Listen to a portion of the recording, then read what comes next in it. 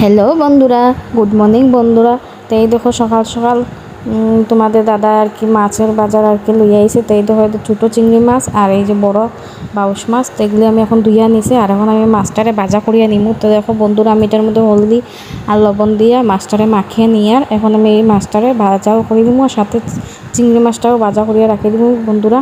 যেহেতু দুই পদের মাছ, তো একটাই রান্না করবো আর একটা ভাজা করিয়া রাখি দিব। তো এই দেখো আমি তেলটাও গরম হয়ে গেছে, কড়াইয়ের মধ্যে তেল দিয়ে দিলাম আর এখন আমি একে একে সব মাছটি দিয়া দিমু।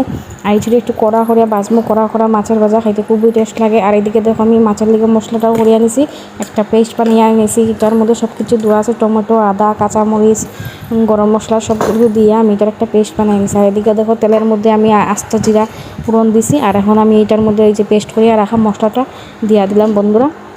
আর এখন এটার মধ্যে আমি এই যে সব গুঁড়া মশলা দিয়া দিছি, হলুদের গুঁড়া, মরিচের গুঁড়া, জিরার গুঁড়া সব একলগে দিয়ে আমি এখন মশলাটা ভালো মতো